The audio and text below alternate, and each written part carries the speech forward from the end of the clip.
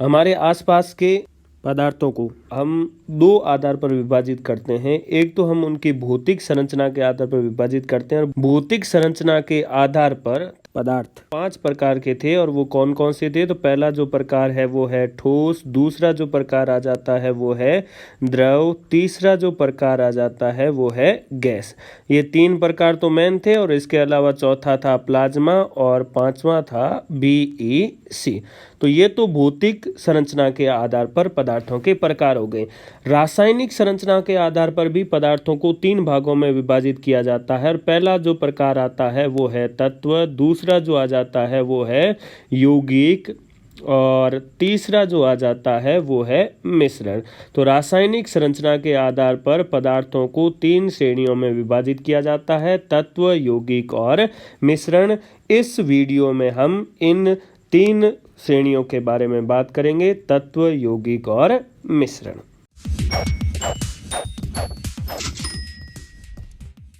सबसे पहले आ जाता है तत्व। तत्व किसे कहते हैं? ऐसा पदार्थ जो एक ही प्रकार के परमाणुओं से मिलकर बना होता है उसे क्या कहा जाता है? तत्व। जैसे लोहा, अब लोहा ले लोगे, लोहे का एक छोटा सा आपने टुकड़ा लिया है तो इस टुकड़े के अंदर यहाँ से शुरू से लेकर लास्ट तक जो परमाणु होंगे वो परमाणु कैसे होंगे? एक ही तरह के परमाणु, Fe परमाणु पाए जाएंगे और वो एक ही तरह के होंगे पूरे के पूरे टुकड़े के अंदर। यानी कि एक ही प्रकार के परमाणुओं से मिलकर बना जो पदार्थ है वो क्या कहलाता है? तत्व कहलाता है। जैसे लोहा, सोना, सोने को किससे लिखा जाता है? तो सोने को लिखा जाता है AU से। जैसे ऑक्सीजन, तो ऑक्सीजन को किससे लिख दिया जाएगा? O से। तो ये क्या हो जाएंगे? तत्व। तत्व पदार्थ का वह मूल रूप है जिसे रासायनिक अभिक्रिया द्वारा अन्य सरल पदार्थों में विभाजित नहीं किया जा सकता। किसी भी पदार्थ का मूल रूप तत्व है और उस मूल रूप को हम रासायनिक अभिक्रिया द्वारा इससे और अधिक छोटा नहीं कर सकते। इसमें एक ही प्रकार के परमाणु होते हैं। तत्व शब्द सर्वप्रथम प्रयोग रॉबर्ट बॉयल ने किया था। तत्व शब्द का सबसे पहले प्रयोग किसने किया था? तो वो किया था रॉबर्ट बॉयल ने। तत्व की सर्वप्रथम परिभाषा फ्रांस के रसायनिक एंटोनी लॉरेंट लेवासिये ने दी थी। तत्व की परिभाषा देने का काम है वो लेवासिये ने किया था। तत्व को भी 3 श्रेणियों में विभाजित किया जाता है, धातु, अधातु और उपधातु। इन 3 श्रेणियों में तत्वों को क्या किया जाता है? विभाजित। हालांकि इन तीनों के बारे में हम आगे की वीडियो है उसमें बात करेंगे। अभी तक प्रकृति में कितने तत्व ज्ञात है? तो अभी तक टोटल 118 तत्व ज्ञात है और इस 118 तत्वों में से 98 यानी कि 98 तत्व है वो तो प्राकृतिक है और जबकि जो शेष 20 तत्व है उनको मानव ने निर्मित किया है। ज्यादातर जो तत्व पाए जाते हैं वो किस कंडीशन में पाए जाते हैं? ठोस में पाए जाते हैं, लेकिन जो 11 तत्व है वो कमरे के तापमान पर किस अवस्था में पाए जाते हैं? गैस अवस्था में पाए जाते हैं। दो तत्व कौन से? पारा। पारा एकमात्र ऐसी धातु है जो द्रव अवस्था में पाई जाती है और दूसरी ब्रोमीन। ब्रोमीन एकमात्र ऐसी अधातु है। ब्रोमीन तो क्या है? तो ब्रोमीन है आपके अधातु।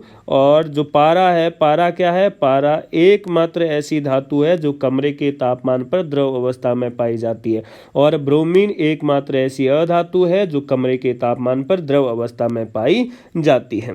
किसी तत्व के एक अणु में उपस्थित परमाणुओं की संख्या उस तत्व की क्या कहलाती है? परमाणुकता कहलाती। कोई भी तत्व है उस तत्व के एक अणु में जितने परमाणु मौजूद होते हैं उसे उसकी क्या कहते हैं? परमाणुकता कहते हैं।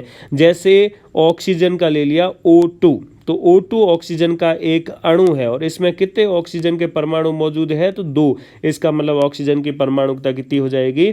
2 हो जाएगी। या फिर मैंने ले लिया O3। O3 क्या है? ओजोन। ओजोन के एक अणु में 3 ऑक्सीजन के परमाणु उपस्थित है तो इसका मतलब है कि यहाँ पर इसकी परमाणुकता कितनी हो जाएगी? तो इसकी परमाणुकता हो जाएगी 3। सर्वाधिक परमाणुकता सल्फर की कितनी होती है? 8। यानी कि सल्फर का एक अणु है तो उसको S8 से लिखा जाता है। इसका मतलब एक अणु में कितने परमाणु मौजूद है?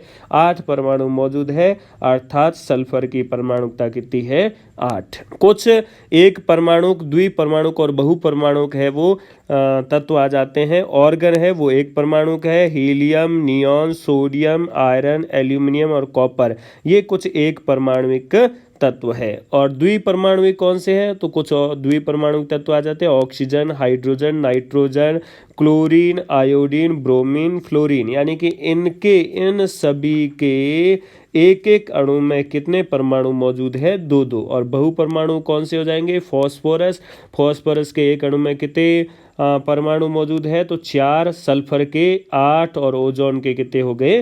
3। तो इसलिए इनको बहुपरमाणुक कहेंगे। अब तत्वों को कैसे प्रदर्शित किया जाता है? भाई किसी तत्व का नाम है, जैसे हाइड्रोजन है, तो बार बार कहीं पर अगर हम किसी रासायनिक अभिक्रिया में बार बार हाइड्रोजन लिखेंगे तो ये नाम थोड़ा लंबा ज़्यादा पड़ेगा। तब में आवश्यकता महसूस हुई तत्वों के प्रतीक की, कि भाई इतना बड़ा नाम नहीं लिख के उनकी जगह हम उनका छोटा सा एक प्रतीक लिख दें।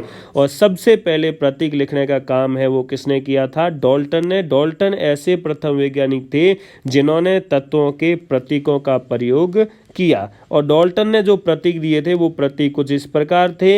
हाइड्रोजन के लिए ये था, कार्बन के लिए इस प्रकार का दिया, फास्फोरस के लिए इस प्रकार का दिया, गोल्ड के लिए इस प्रकार का, मरकरी मतलब पारा के लिए इस प्रकार, गोल्ड मतलब सोना, तो सोना के लिए इस प्रकार का उन्होंने प्रतीक का प्रयोग किया। आज जो हम प्रतीक पढ़ते हैं, जैसे आज आयरन है, आयरन को किससे लिखा जाता है? Fe से लिखा जाता है। या कॉपर है तो कॉपर को किससे लिखा जाता है? Cu से लिखा जाता है। तो ये जो तत्वों की प्रतीक प्रणाली है, इस प्रतीक प्रणाली के जन्मदाता कौन है? बर्जीलियस। आधुनिक तत्वों की प्रतीक प्रणाली के जन्मदाता कौन है? बर्जीलियस।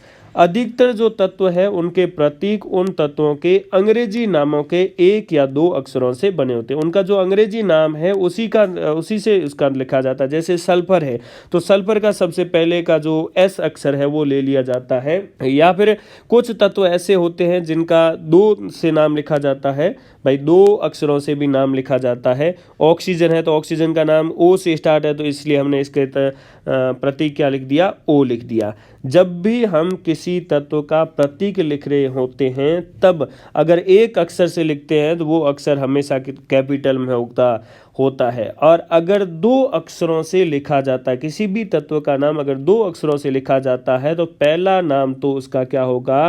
कैपिटल, पहला अक्षर कैपिटल होगा और दूसरा अक्षर है वो कैसा होगा? छोटा। जैसे Fe है तो Fe का नाम हमने 2 अक्षरों से लिखा है तो Fe, F को तो बड़ा लिख दिया और E को क्या लिख दिया?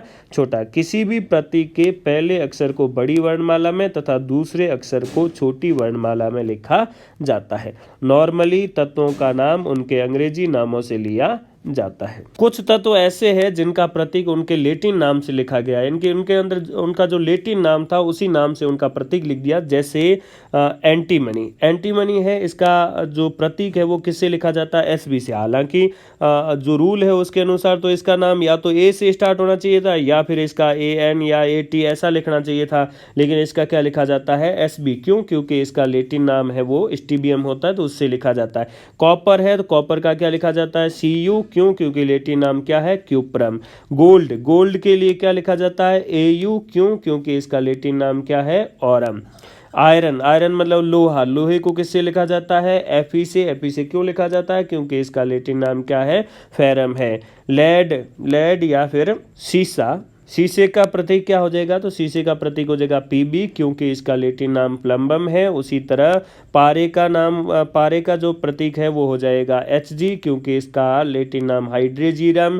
पोटेशियम को लिखा जाता है K से, लैटिन नाम कैलियम। सिल्वर को लिखा जाता है, चांदी को लिखा जाता है Ag से, क्योंकि लैटिन नाम अर्जेंटम। सोडियम को लिखा जाता है Na से, क्योंकि लैटिन नाम नेट्रियम हो जाएगा। टिन है, इसको Sn से लिखा जाता है क्योंकि लैटिन नाम स्टनम हो जाएगा। टंगस्टन को W से लिखा जाता है। ये क्वेश्चन भी पूछा गया है कि टंगस्टन का जो प्रतीक है वो क्या है? तो वो W है, क्योंकि इसका लैटिन नाम क्या है? वोल फॉर्म। अब कुछ प्रमुख तत्व उनके प्रतीक और उनका परमाणु क्रमांक आ जाता है। हाइड्रोजन है, हाइड्रोजन का प्रतीक हो जाएगा H और परमाणु क्रमांक कितना हो जाएगा? 1। हीलियम है, हीलियम के लिए लिखा जाता है He से, ये इसका प्रतीक हो जाएगा, परमाणु क्रमांक 2 हो जाएगा। लिथियम को लिखा जाता है Li से, परमाणु क्रमांक हो जाएगा 3। बेरिलियम को लिखा जाता है Be से, परमाणु क्रमांक 4। बोरॉन का परमाणु क्रमांक 5, प्रतीक हो जाएगा B। कार्बन का प्रतीक हो जाएगा C और परमाणु क्रमांक हो जाएगा इसका 6। नाइट्रोजन का प्रतीक N, परमाणु क्रमांक 7। ऑक्सीजन का प्रतीक O, परमाणु क्रमांक 8। फ्लोरीन का प्रतीक F, परमाणु क्रमांक 9। उसी तरह नियॉन का 10। सोडियम को Na से लिखा जाएगा, परमाणु क्रमांक 11। मैग्नीशियम को Mg से, परमाणु क्रमांक 12। एल्यूमिनियम का Al से, परमाणु क्रमांक 13। सिलिकॉन को लिखा जाता है Si से, परमाणु क्रमांक 14। फास्फोरस को लिखा जाता है P से, परमाणु क्रमांक 15। सल्फर को लिखा जाता है S से, परमाणु क्रमांक 16। क्लोरीन को Cl से, परमाणु क्रमांक 17। आर्गन को Ar से, परमाणु क्रमांक 18। पोटेशियम को K से, परमाणु क्रमांक 19। कैल्शियम को Ca से और परमाणु क्रमांक 20 तक के जो प्रमुख तत्व हैं उनका प्रतीक और परमाणु क्रमांक ज़्यादातर पूछा जाता है। इसके अलावा जो पॉपुलर है उनके भी पूछ लिए जाते हैं। तो जैसे आयरन है, आयरन को Fe से लिखा जाता है, परमाणु क्रमांक 26।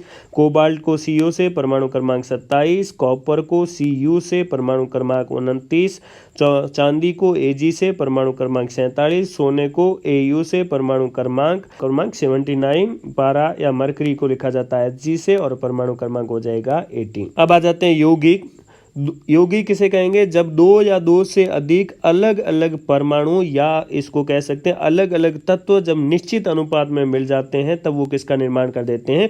यौगिक का। जैसे आपके एक यौगिक आ जाता है H2O, यौगिक है। इसमें दो तत्व मिले हैं। एक तो तत्व कौन सा हो गया? तो एक तत्व हो गया हाइड्रोजन और दूसरा तत्व कौन सा हो गया? ऑक्सीजन। हाइड्रोजन है वो 2 है और ऑक्सीजन कितना है? 1। यानी कि हाइड्रोजन और ऑक्सीजन 2:1 में मिलकर किसका निर्माण कर दिया है? जल का निर्माण कर दिया। इसी तरह C6H12O6 ये एक यौगिक है जिसको हम ग्लूकोज कहते हैं। यहाँ 3 तत्व है, एक तो है कार्बन, दूसरा है हाइड्रोजन और तीसरा है ऑक्सीजन। इसमें इनका अनुपात क्या है? तो अनुपात है 6:12:6 और जब इसको सरल करेंगे तो अनुपात आ जाएगा 1:2:1। तो 1:2:1 में कार्बन, हाइड्रोजन और ऑक्सीजन मिले और उन्होंने किसका निर्माण कर दिया? ग्लूकोज का। 2 या 2 से अधिक अलग अलग परमाणु निश्चित अनुपात में मिलकर यौगिक का निर्माण करते हैं और यौगिक शुद्ध पदार्थ होता है। यौगिक शुद्ध होता है। जैसे जल एक यौगिक है, फॉर्मूला हो जाएगा H2O। जैसे शक्कर भी एक यौगिक है जिसका फॉर्मूला हो जाएगा C12H22O11। C12H22O11 ये इसका फॉर्मूला हो जाएगा C12H22 और O11। तो यहाँ पर कार्बन, हाइड्रोजन और ऑक्सीजन मिलकर अलग अलग परमाणु या तत्व मिलकर शक्कर का निर्माण करते हैं। नमक का फॉर्मूला क्या हो जाएगा? नमक का फॉर्मूला हो जाएगा NaCl। तो सोडियम और क्लोरीन 2 अलग अलग तत्व मिले और उन्होंने किसका निर्माण कर दिया? नमक का, और 1:1 में मिले। किसी यौगिक के घटकों को रासायनिक या विद्युत रासायनिक अभिक्रियाओं द्वारा पृथक किया जा सकता है लेकिन भौतिक विधियों द्वारा नहीं। हम किसी यौगिक है उस यौगिक के तत्वों को या उस यौगिक के घटकों को रासायनिक या विद्युत अपघटन विधि है उससे तो हम अलग कर सकते हैं लेकिन भौतिक विधियों द्वारा नहीं। जैसे H2O है तो H2O में क्या है? हाइड्रोजन और ऑक्सीजन है। जब इस जल का विद्युत अपघटन कर लेंगे तो विद्युत अपघटन करने पर ये किसमें टूट जाएगा? हाइड्रोजन और ऑक्सीजन में टूट जाएगा। अर्थात हमने जल के जो घटक थे उन घटकों को अलग कर लिया है। कौन सी विधि द्वारा? विद्युत अपघटन विधि द्वारा। किसी यौगिक के भौतिक और रासायनिक गुणधर्म इसके अवयवी तत्वों से भिन्न होते हैं। जिन तत्वों से ये मिलकर बना है उन तत्वों से यौगिक का जो रासायनिक गुणधर्म और भौतिक गुणधर्म है वो अलग होते हैं। जैसे हाइड्रोजन गैस है वो जलने में सहायक जलती है, ऑक्सीजन गैस जलाने में सहायक होती है, हाइड्रोजन गैस खुद जलती है। लेकिन जब ये जल का निर्माण कर देती है तो जल है वो आग को क्या करता है? बुझाता है। अर्थात जल के रासायनिक गुणधर्म है वो इसके घटक यानी हाइड्रोजन और ऑक्सीजन से बिल्कुल अलग है, बिल्कुल भिन्न है। यौगिकों को मुख्यतः 2 प्रकार में विभाजित किया जाता है। पहला आ जाता है कार्बनिक यौगिक और दूसरा आ जाता है अकार्बनिक यौगिक। कार्बनिक यौगिक उन यौगिकों को कहा जाएगा जिन यौगिकों का मुख्य घटक क्या होता है, कार्बन, और कार्बन हाइड्रोजन के साथ जुड़ा होता है, क्या कहलाते हैं, कार्बनिक यौगिक कहलाते हैं। जैसे कार्बोहाइड्रेट, ये कार्बोहाइड्रेट का ही एग्जांपल है C6H12O6, तो ये कार्बोहाइड्रेट है, इसमें कार्बन हाइड्रोजन है वो जुड़ा हुआ है। या फिर हम कहेंगे CH4 क्या है, मेथेन, तो मेथेन भी क्या है, एक कार्बनिक यौगिक है। या यूरिया क्या है, NH2CO, तो ये यूरिया का फॉर्मूला है, और यहाँ ये भी क्या है, एक कार्बनिक यौगिक है, क्योंकि इसमें क्या है, कार्बन प्रेजेंट है। तो कार्बन और हाइड्रोजन नॉर्मली प्रेजेंट है, उन्हें हम क्या कहेंगे, कार्बनिक यौगिक कहेंगे। जैसे कार्बोहाइड्रेट, प्रोटीन, तेल, मोम आदि। अकार्बनिक यौगिक वे यौगिक होते हैं जिनका मुख्य घटक कार्बन नहीं होता, कार्बन नहीं होना चाहिए, वो बाकी बचे हुए सारे के सारे क्या है, अकार्बनिक यौगिक है, तथा कार्बन हाइड्रोजन बंध अनुपस्थित होता है। अब कार्बन नहीं है तो कार्बन और हाइड्रोजन के बीच में बंध भी नहीं बनेगा। ये यौगिक अजैविक स्रोतों जैसे चट्टानों, खनिजों आदि से प्राप्त होते। अकार्बनिक यौगिक कहाँ से प्राप्त होंगे, तो चट्टान और खनिजों से प्राप्त होंगे, जैसे धावन, सोडा या नमक, ये अकार्बनिक यौगिकों के क्या है, एग्जाम्पल है, उदाहरण है। कुछ यौगिक और उन यौगिकों का सूत्र और उनका नाम आ जाता है, जैसे H2O का यौगिक का नाम क्या हो जाएगा, रासायनिक नाम जल। NaCl को सोडियम क्लोराइड कहेंगे। CO2 कार्बन डाइऑक्साइड, जिसमें कार्बन और क्या मिला हुआ है, oxygen. Magnesium chloride MgCl2, Mg यानी कि मैग्नीशियम और क्लोरीन दोनों मिलकर क्या बना रहे हैं, मैग्नीशियम क्लोराइड बना रहे हैं। हाइड्रोजन और क्लोरीन ये दोनों मिलकर बना रहे हैं हाइड्रोक्लोरिक अम्ल, फॉर्मूला क्या है, HCl। सोडियम, कार्बन और ऑक्सीजन तीनों मिलकर बना रहे हैं Na2CO3, जिसे हम क्या कहेंगे, दावन सोडा। यहाँ पर potassium, aluminium, sulphur, oxygen, hydrogen ये मिलकर क्या बना रहे हैं, फिटकरी। फिटकरी का फॉर्मूला क्या हो जाएगा, K2Al2SO4 होल थ्राइस 24H2O। यौगिक के बाद आ जाता है मिश्रण। मिश्रण किसे कहेंगे, जब दो या दो से अधिक शुद्ध पदार्थ आपस में मिल जाते हैं तब उसे क्या कहा जाता है, तब उसे मिश्रण कहा जाता है। जैसे आपके पास शक्कर है, तो शक्कर एक क्या है, शक्कर एक यौगिक है, और शक्कर को आप अगर नमक के साथ मिला देते हो तो शक्कर और नमक का क्या प्राप्त हो जाता है, मिश्रण प्राप्त हो जाता है। जरूरी नहीं कि शक्कर को नमक के साथ ही मिलाओ, शक्कर को नमक के साथ मिलाओ या शक्कर को आप किसके साथ मिला दो, जल के साथ मिला दो, तब भी आपको क्या प्राप्त हो जाता है, मिश्रण प्राप्त हो जाता है। तो जब दो या दो से अधिक शुद्ध पदार्थों को आपस में मिलाया जाता है तो बनने वाले पदार्थों को मिश्रण कहते हैं। मिश्रण दो प्रकार का होता है। अब कुछ मिश्रण के गुण देख लेते हैं। तत्व या यौगिक केवल मिश्रण बनाने के लिए मिलते हैं किंतु किसी नए यौगिक का निर्माण नहीं करते। कोई तत्व या यौगिक आपस में मिलेंगे तो वो सिर्फ मिश्रण बनाएंगे, लेकिन उनके बीच में रासायनिक अभिक्रिया नहीं होगी। शक्कर और नमक आपस में मिले हैं तो इन दोनों के बीच में कोई रासायनिक अभिक्रिया नहीं होगी, बस ये मिश्रण बनाने के लिए ही मिले हैं। मिश्रण का संगठन परिवर्तनीय होता है। मिश्रण है उसका संगठन है वो बदल जाता है, बदल सकता है। मिश्रण उसमें उपस्थित घटकों के गुणधर्म को दर्शाता है। मिश्रण में जो चीज मौजूद होगी उसी का वो गुणधर्म दर्शाएगा। जैसे जल प्लस शक्कर है तो शक्कर का गुण है वो जल के साथ मिक्स होकर दर्शाएगा, या फिर आपने पानी के साथ नमक का मिश्रण तैयार किया है तो उस नमक का जो गुण है वो उस मिश्रण में विद्यमान रहेगा। घटकों को भौतिक विधियों द्वारा सुगमता से पृथक किया जा सकता है। मिश्रण में जो मिले हुए घटक है उनको आप भौतिक विधियों से अलग अलग कर सकते हैं। जैसे शक्कर और पानी मिला हुआ है तो आप इसको गर्म करोगे, गर्म करने से पानी वाष्प बन के उड़ जाएगा और शक्कर अलग प्राप्त हो जाएगी। तो इस तरह हम इनके घटकों को अलग अलग कर सकते हैं। मिश्रण दो प्रकार के होते हैं। तो पहला मिश्रण आ जाता है समांगी मिश्रण। समांगी मिश्रण ऐसा मिश्रण होता है जिसमें उपस्थित सभी अवयव एक ही प्रावस्था में हो तथा उन्हें अलग अलग देख पाना संभव नहीं हो, समांगी मिश्रण कहलाता है। ऐसा मिश्रण जिसमें घुले हुए सभी घटक है उनको आप अलग अलग पहचान नहीं पाते, वो एक जैसे ही नजर आते हैं, तब उसे क्या कहा जाता है, समांगी मिश्रण। जैसे शक्कर और जल का मिश्रण। जब जल के अंदर आप शक्कर को घोल दोगे तो घोलने के पश्चात आपको शक्कर जल के अंदर दिखाई नहीं देगी। नमक का जलीय विलयन है तो नमक भी जल के अंदर दिखाई नहीं देगा। वायु एक मिश्रण है जिसमें oxygen, carbon dioxide, nitrogen, organ आदि गैसें घुली हुई है, लेकिन ये गैसें हमें नजर नहीं आती। पीतल भी एक मिश्रण है तांबा और जिंक का, लेकिन पीतल के अंदर तांबा और जिंक आपको अलग अलग नजर नहीं आते। मेथेनॉल और जल का मिश्रण है, जब शराब है उसको जल के साथ मिला दोगे, ये मेथेनॉल जहरीली शराब कहलाती है, तो जहरीली शराब को जल के साथ मिला दोगे तो फिर आप इसको अलग अलग पहचान नहीं पाओगे कि कौन सा जल है और कौन सी शराब है, आप पहचान नहीं पाओगे। तो ऐसा मिश्रण क्या कहलाता है? समांगी मिश्रण। दूसरा आ जाता है विषमांगी मिश्रण। विषमांगी मिश्रण ऐसा मिश्रण होता है जिसमें उपस्थित सभी अवयव एक दूसरे से पूरी तरह से मिले नहीं रहते तथा उन्हें अलग अलग देख पाना संभव हो, क्या कहलाता है? विषमांगी मिश्रण कहलाता है। जैसे रेत और बजरी का मिश्रण, रेत और बजरी का मिश्रण है तो बजरी के कण है वो आपको रेत के अंदर अलग से नजर आएंगे। धुएं के अंदर कुछ कार्बन के कण आपको नजर आएंगे। धुआं किसका मिश्रण होगा? तो वायु प्लस के कार्बन के कणों का मिश्रण होगा, तो कार्बन के कण आपको नजर आ जाएंगे।